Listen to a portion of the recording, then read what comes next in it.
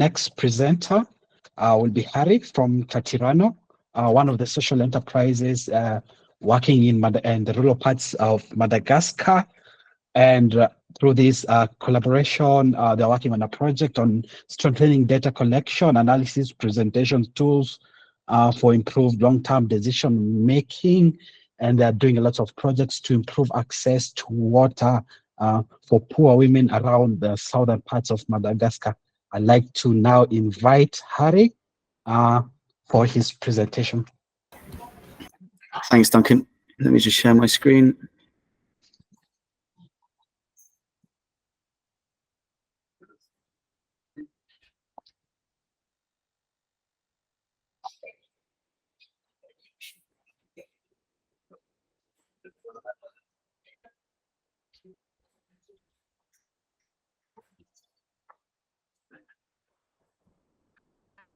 Oh, I think I've lost you.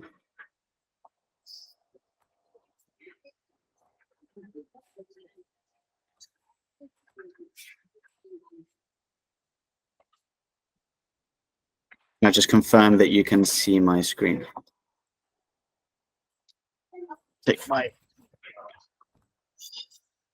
Just say hi to everyone. That's me. I might cut my video just to save my bandwidth. Our fiber was cut 2 days ago. So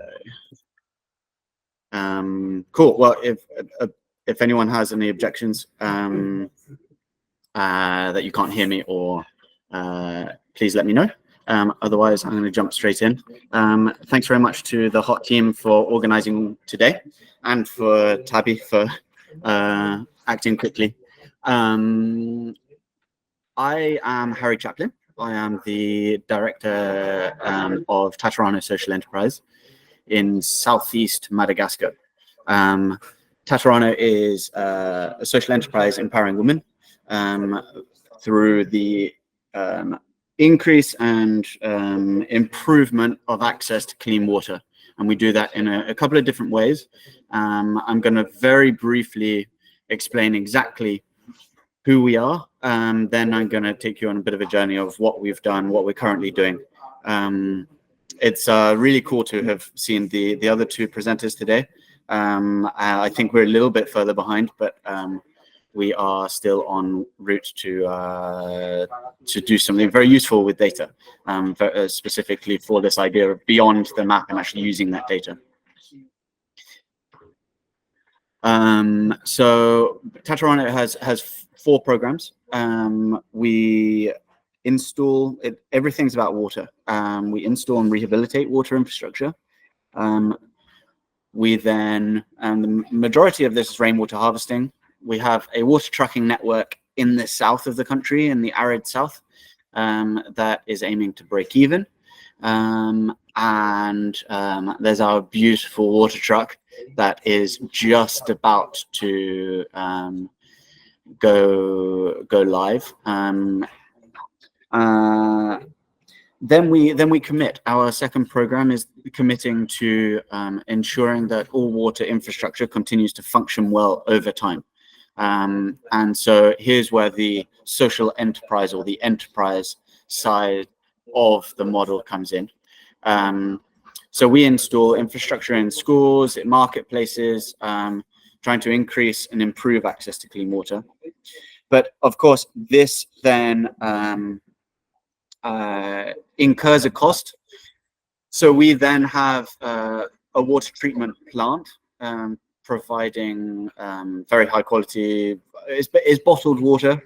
We have our national accreditation, but this is all done in reusable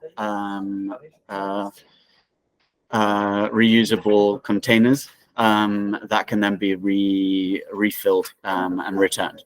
And so this, by doing that, we can gain some money to put into the rest of the program.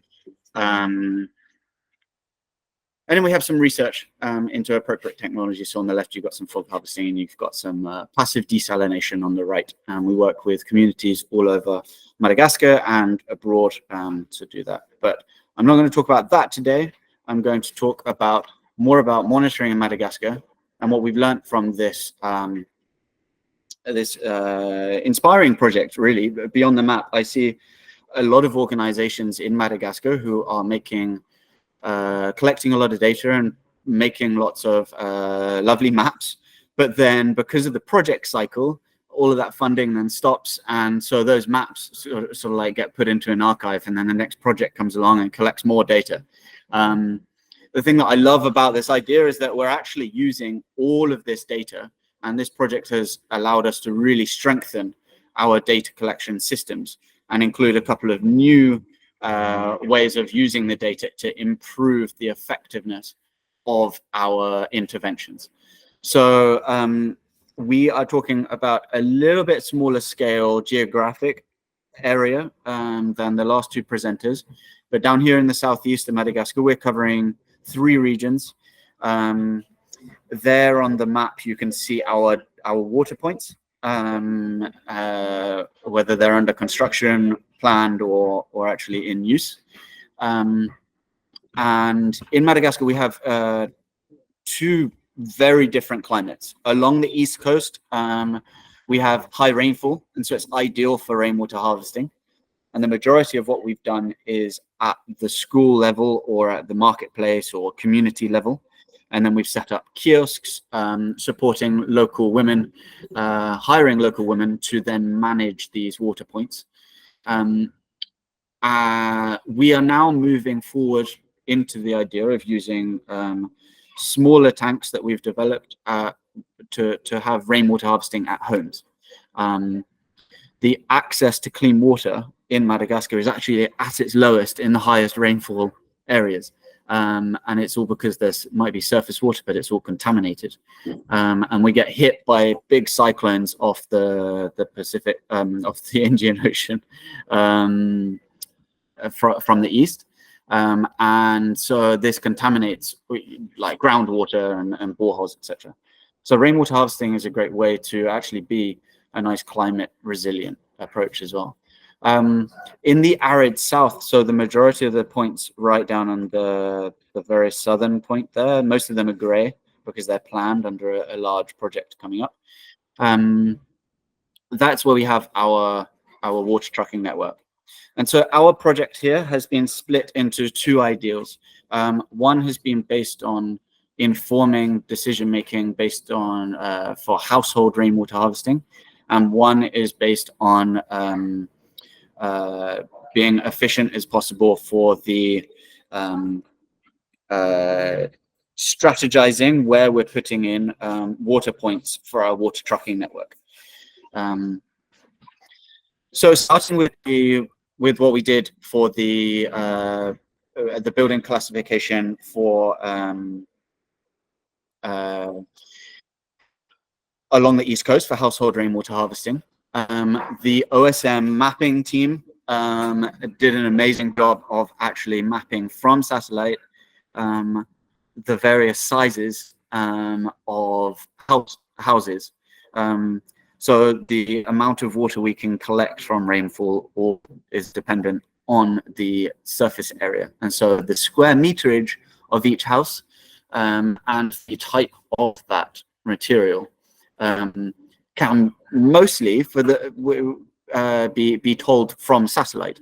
And so here in the slightly zoomed in picture on the right, we can see the various sizes. So the green, the teal colored ones are probably schools or the mayor's office. And then we're looking at the majority of the red ones are tin roofs that we can identify from the satellite at households. These households, anywhere between 0 and 50 square meters, are absolutely perfect for regular high rainfall. And so we can put in a fairly cheap rainwater harvesting system of $100 a piece, maybe 2,000 liters. And so what we did was we started with these maps, and then we did our descent to the area and actually confirmed all of that data. We didn't use Kobo Collect. We used M-Water, which is more specifically for wash projects, and combine that data we now know how many houses, what percentage of each village are useful for rainwater collection in this area, and where they are specifically. And so coupled with the demographic data that we've collected on the ground, we are now just about to start a pilot program based on this data, which will install 60 rainwater collection systems. Moving on to the arid south, we have a water trucking network. The difference in rainwater rainfall here in the East Coast, we're getting about 1,500 to anywhere near 4,000 millimeters of rainfall every year. And then down here in the dry arid south, we are getting about 200 to 400. Super dry, and with climate change, it's pretty unpredictable when that's going to fall throughout the year now. And so what you're looking at here is at the top, you'll see a word called Siombe, that town. And at the moment, that's where our water point is. And so we pump up from groundwater, do our treatment there, and then we deliver. We've got 14 of these baobabs. We call our water tanks in the south baobabs because there is a tradition in Western Madagascar of hollowing out a baobab tree and using it as a storage tank. And so filling it up bucket by bucket from surface water over the year. So what we've started with is this map that we've collected using Garmin watches. And this is the water trucking network. And these yellow points are all of our 20,000 litre tanks that we will then deliver water to. So just returning, this is a baobab.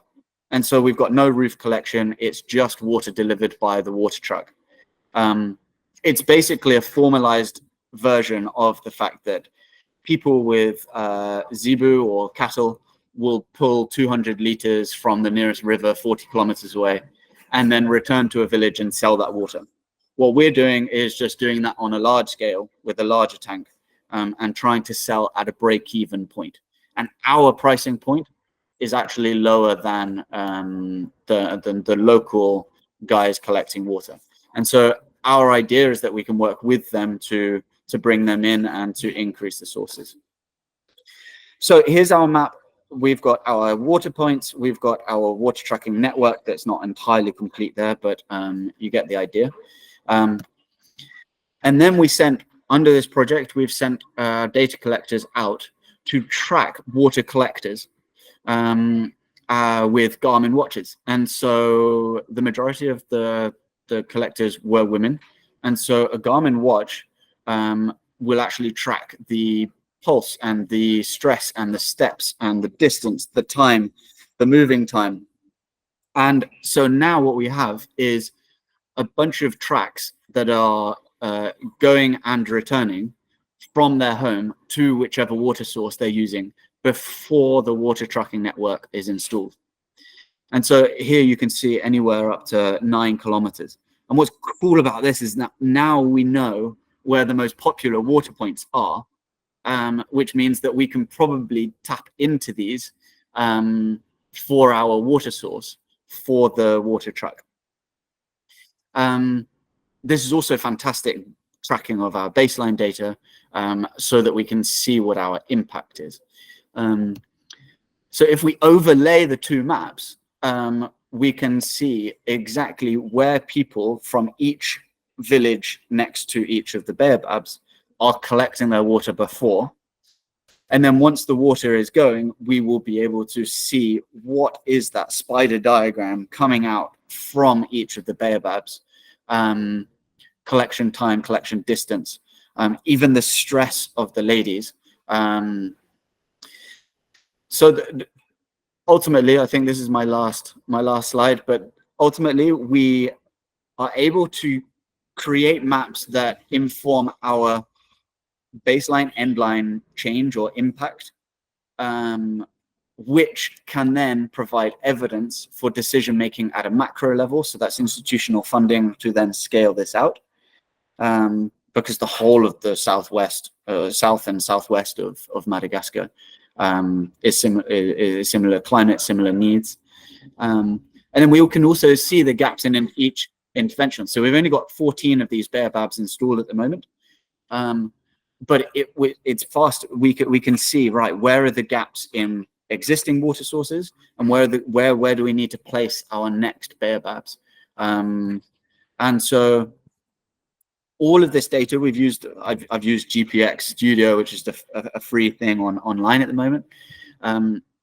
But we have our own statistics platform called Statirano, which the project has supported to be updated. And so it's not yet live, but it will incorporate all of this data, which will make it easy to have layers to be able to, well, using data and maps to make decisions for improving the efficacy of the interventions that we are running. So like bang on what we're talking about beyond the map using this data. I imagine in the future there will be a future opportunity, Tabby and Duncan, to present more of our findings as the project progresses. But that's everything we've got today. Thank you for listening.